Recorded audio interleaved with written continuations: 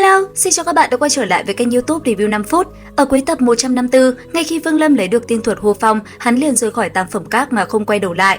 Vừa đi ra bên ngoài, Vương Lâm đã cùng với Lý Nguyên hội hợp lại. Ngay lập tức, Vương Lâm liền nói Lý Nguyên đem nơi có Tam Phẩm Các phong ấn lại. Đáp lại, Lý Nguyên dưới sự bảo hộ của Vương Lâm đã lập tức kết ấn rồi sau đó đánh ra vô số cấm chế bao phủ nơi này. Làm xong, Lý Nguyên liền nói, ta đã bố trí không dưới 10 vạn cấm chế, trừ khi cao thủ đích thân đến, nếu không cũng sẽ rất khó phá giải. Lý huynh, ở lôi tiên giới này, việc của Hứa Mỗ đã hoàn thành, lúc này có lẽ nên nhanh chóng rời khỏi. Hứa huynh không đến mảnh vỡ đại lục nơi xuất hiện tiên lực dao động sao? Ta mơ hồ ở đó có cảm giác không ổn, không đi. Nếu như vậy thì rời khỏi cũng được, muốn rời khỏi tất cần phải đến địa điểm đặc biệt mới có thể. Trong toàn bộ lôi tiên giới, chỉ có đi tới chỗ đại môn mới có thể dùng lôi đỉnh để trở về. Vương Lâm khẽ gật đầu. Việc này lúc trước hắn đã sớm nghe thân công hổ nói qua. Đến đây, Vương Lâm phóng người đi về phía trước, Lý Nguyên cũng theo sau. Đại môn của lôi tiên giới ở bên ngoài cực Tây, từ chỗ của Vương Lâm tới nơi đó là một lộ trình không hề ngắn. Trong khi hai người phi hành, ở lôi tiên giới này cũng xuất hiện kịch biến kinh người. Phần lớn mảnh vỡ đại lục của lôi tiên giới, tại 4 mảnh vỡ xuất hiện những gợn sóng tiên lực nồng đậm bao quanh. Giờ phút này đều có một lượng lớn tu sĩ tụ tập. Gần như đại bộ phận những tu sĩ đến lôi tiên giới này đều qua những cách riêng của mình biết được việc tiên lực dao động mà nhanh chóng đi đến. Dưới sự xuất hiện của tiên lực chấn động, trên 4 mảnh vỡ đại lục xuất hiện những trận pháp cấm chế từ xa xưa. Trong lúc đó, ở những dãy núi còn có những đống đổ nát rất lớn xuất hiện. Tiên lực chính là từ trong những trận pháp kia lộ ra. Do vậy, trong những tu sĩ tụ tập đến kia, hiển nhiên sẽ có những cao thủ cấm chế. Những cao thủ từ khắp nơi sau khi thỏa thuận, liền để những cao thủ cấm chế triển khai phá giải. 4 mảnh vỡ đại lục có tiên lực dao động này nằm ở 4 hướng đông tây nam bắc. Lúc này, trên mảnh vỡ phía tây, thân công hổ bình tĩnh nhìn bình nguyên phía trước mặt. Trên bình nguyên lúc này đang có một trận pháp cấm chế từ xa xưa đang không ngừng tỏa ra dao động tiên lực. Bên ngoài trận pháp rộng nghìn trượng này, lúc này có một lượng lớn tu sĩ đang tụ tập. Những người này thường túm 5 tụm 3, nhìn chăm chăm trận pháp, trong đó có một chút cao thủ cấm chế đang thử phá giải. Thân công hổ có vẻ khó hiểu, nơi này hắn đã từng tới, khi đó không có cấm chế nào tồn tại, nhưng đột nhiên thời gian ngắn lại xuất hiện. Cùng lúc đó ở đằng xa, trên không trung, hàng chục người đứng trên phi kiếm giống như tia chớp bay thẳng đến, đó là Chiến Không Liệt. Hắn liếc mắt một cái, liền nhìn thấy được thân công hổ thì liền đi tới ôm quyền cười nói, thân công huynh đến thật là sớm. Hừ, là ngươi tới chậm thôi. Thân công huynh có biết Chiến Mỗ trên đường đã gặp ai không? Không biết, là tiền bối, sư tôn của ngươi. Có thật không? Ngàn vạn lần chính xác, tiền bối còn nói là sẽ đến đây. Với tính cách của tôn chủ, có lẽ đối với sự kỳ dị ở nơi đây cũng có chút hứng thú. Nói vậy, thân công huynh cũng phát hiện ra trận pháp xuất hiện ở nơi đây quá mức quỷ dị phải không? Hắn còn chưa nói xong, bỗng nhiên bình nguyên phía trước lập tức lấy ra ánh sáng chói mắt. Từng mảnh trận pháp dao động bỗng nhiên tản ra, từng trận tiếng kinh hô từ trong miệng tu sĩ bốn phía truyền ra. Ngay sau đó, liền có vài người thành thạo cấm chế bay ra, đánh ra dấu ấn cấm chế, tức tốc phá giải. Mảnh vỡ phía bắc là nơi đầu tiên cấm chế bị mở ra. Bắt đầu có những tu sĩ đầu tiên bước vào trong thông đạo này rất dài. Sau những tu sĩ này, những người còn lại cũng bắt đầu tiến vào, không ngừng tiến lên phía trước. Mấy canh giờ sau, thanh âm thảm thiết vang lên. Cùng lúc đó, một tia chớp đỏ rực bên trong thông đạo xuất hiện, quét qua một cái, lập tức toàn bộ thông đạo sụp đổ, tiêu tan. Cảnh tượng quỷ dị này lập tức khiến cho tu sĩ quay đầu bỏ chạy, nhưng khi hồng quang kia quét tới, tất cả đều bỏ mạng thê thảm. Cùng lúc đó, cấm chế ở mảnh vỡ phía đông cũng được mở ra. Khi tu sĩ đi vào, lại một lần nữa, bọn họ bị tia chớp đỏ rực lấy mạng. Cứ như vậy, hệ phong ấn bị phá vỡ ở các nơi khác nhau, thì lần lượt tất cả tu sĩ cũng đều bỏ mạng tới đó. Trong khoảng thời gian ngắn, lôi tiên giới đã mất hàng trăm tu sĩ. Đúng lúc này, ở mảnh vỡ phía tây chỗ thân công hổ và Chiến Không Liệt, trận pháp trên bình nguyên này dao động dữ dội.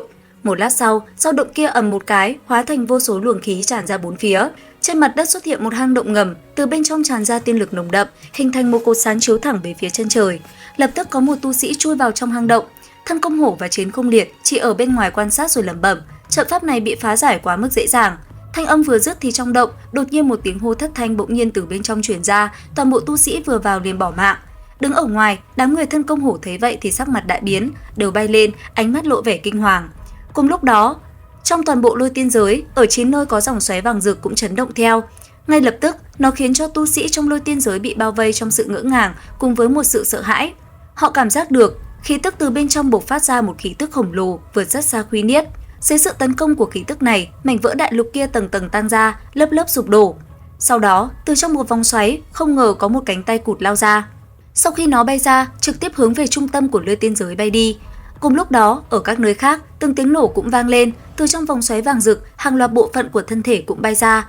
Sau khi 9 phong ấn được mở ra, các phần thân thể cũng lần lượt đầy đủ, đó là 2 cánh tay cụt, 2 chiếc chân và một đầu lâu chỉ còn mắt trái. 4 phần thân thể này gom lại thành 3 nhóm, xé gió bay về phía trung tâm lôi tiên giới. Cái đầu lâu vừa bay vừa điên cuồng nhe nanh nuốt chửng các tu sĩ gặp trên đường, hút sạch nguyên thần khiến con mắt trái của nó ngày càng phát sáng rực rỡ. Trong lúc Vương Lâm và Lý Nguyên đang cấp tốc bay về phía cực tây, một luồng khí tức âm trầm nồng đậm bất ngờ phủ kín hư vô, nối tiếp là một đạo hồng quang hung hãn lao đến. Vương Lâm lập tức kéo đến với đạo hồng quang, bên trong chính là một cánh tay cụt màu đỏ có 5 móng tay sắc bén. Cánh tay nhận ra Vương Lâm liền đổi hướng lao thẳng tới, vung một đường trong không trung, tạo ra 5 vết rách hư không dài nhằm xé toạc Vương Lâm. Vương Lâm lập tức lùi lại, bấm quyết phóng ra một đạo tử lôi màu tím. Cánh tay cụt không hề né tránh mà giơ ra vút một cái, bóp nát và hấp thụ toàn bộ nguyên lực từ đạo tử lôi.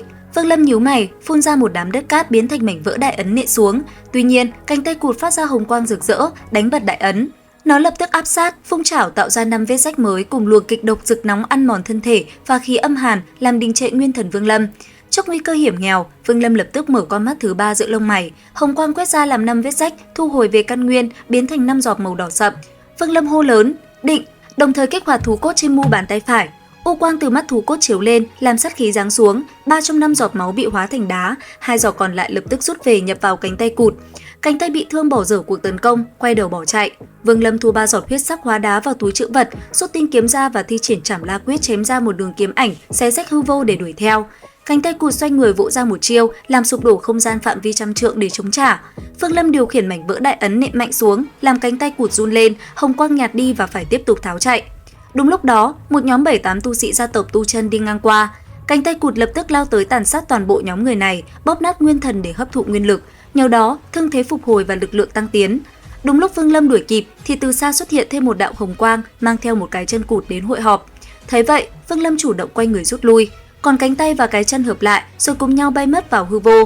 Tại trung tâm Lôi Tiên giới, 8 đạo hồng quang chứa các phần thân thể hội tụ. Chúng ngưng tụ lại thành một người nam tử hoàn chỉnh, có tóc bạc, khuôn mặt đầy sẹo dữ tợn và hốc mắt phải trống rỗng. Y cất tiếng cười điên cuồng rồi quát, Thanh Thủy Tiên Quân, cho dù phong ấn của ngươi có cường thịnh thế nào cũng không thể chống lại được thời gian, ngươi không dám lấy mạng ta, nếu không, năm đó tại sao ở bên ngoài lốc xoáy phong ấn lại bố trí trận pháp trị thương, tuy nhiên ta cũng phải cảm tạ ngươi, nếu không phải là nhờ lốc xoáy phong ấn này, năm đó tiên giới sụp đổ, sợ là ta cũng không thể sống sót cho đến ngày nay. Nói rồi, hắn liền phóng đi, tìm đến mảnh vỡ đại lục nơi phong ấn thứ 9, chính là nơi Vương Lâm và Lý Nguyên từng giải trừ phong ấn trước đó, đó chính là con mắt bên phải. Vừa tới, người kia đã liền vỗ tay xuống, làm toàn bộ mảnh vỡ sụp đổ. Từ trong đó, một con mắt liền bay ra, bị hắn tóm lấy rồi lập tức lắp vào bên phải, nơi một con mắt còn thiếu. Làm xong, hắn liền cười lớn nói, cực cảnh năm đó bị phong ấn ở trong mắt phải, và lại trong cuộc đại chiến tiên giới tiêu hao rất nhiều, bổ sung vật này vô cùng khó khăn, nhưng không phải là điều không thể. Chỉ có điều, lúc này ta mới chỉ vừa thoát ra, tu vi chỉ có 1 thành, trước mắt cần mau chóng khôi phục tinh nguyên. Nhiều năm như vậy, chắc cũng đã sinh ra không ít hậu bối. Rất tốt, ta sẽ nuốt lấy bọn họ, tuy không thể hoàn toàn khôi phục tu vi, nhưng cũng có thể khôi phục được một ít. Chỉ là trước khi thôn phệ, cần phải đóng cửa lớn của tiên giới lại, khiến cho bọn chúng không thể thoát ra mới được. Cùng lúc này, Vương Lâm đang mang theo Lý Nguyên, cấp tốc bay về phía đại môn ở cực Tây, nhận thấy rất nhiều tu sĩ cũng đang cuống cuồng lao về hướng này để tìm đường sống. Khi mọi người sắp đến nơi và thấy được tia chớp màu đỏ khổng lồ của đại môn, quái nhân tóc bạc bất ngờ xuất hiện từ một đám xương đỏ, gầm lên quát, ai cũng không thể rời đi. Nói rồi, người kia giơ tay vỗ một cái, lập tức bóp nát thân thể và thôn phệ nguyên thần của một nhóm tu sĩ vấn đỉnh ngay trước cửa. Tuy nhiên nuốt xong, gã này lại lẩm bẩm, tu sĩ hiện giờ làm sao mà nguyên lực lại ít như vậy, sau khi chuyển hóa thành tiên nguyên gần như không có tăng tiến mấy.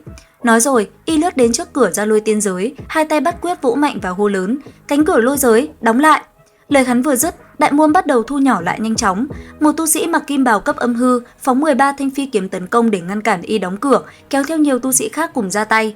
Tuy nhiên, quái nhân tóc bạc dễ dàng biến mất rồi xuất hiện ngay trước đại môn. Y lướt qua lồng ngực một lão già vấn đỉnh, bóp nát nguyên thần rồi thôn phệ. Ngay sau đó, y hóa thành một đám huyết ảnh lao thẳng vào cơ thể nam tử kim bào, làm cơ thể người này nổ tung tàn nhẫn rồi nuốt chửng nguyên thần âm hư. Thấy quái nhân liên tục tàn sát và cánh cửa đại môn ngày càng thu nhỏ, nỗi sợ hãi bao trùm lấy tất cả. Đám đông tu sĩ từ bỏ vây công, tranh nhau chen lấn lao về phía đại môn đang khép lại. Quái nhân tóc bạc liền thi triển tiên thuật hóa thân, phân thân thành 32 bản thể. 32 phân thân này lập tức dung nhập vào thiên địa, trấn giữ toàn bộ phạm vi 1000 trượng trước đại môn Lôi Tiên giới. Bất kỳ tu sĩ nào tiến vào phạm vi này đều bị các phân thân xé nát thân thể và cắn nuốt nguyên thần trong tiếng kêu thảm thiết. Dẫu vậy, trước con đường sống duy nhất, vô số tu sĩ vẫn bất chấp nguy hiểm lao vào vòng vây 1000 trượng đó. Thấy thế, quái nhân tóc bạc cười ha hả nói, thú vị, bổn quân muốn xem đám luyện khí sĩ hậu bối các ngươi rốt cục có kẻ nào chạy thoát được. Quái nhân tóc bạc cười ha hả, thân thể nhoáng lên, lại xuất hiện trước một tu sĩ tu vi âm hư, chụp một cái. Tu sĩ âm hư thấy vậy trong mắt lóe hàn mang, không chút do dự liền tự bạo nguyên thần, kể cả thân thể cũng hóa thành nguyên lực tiêu tan.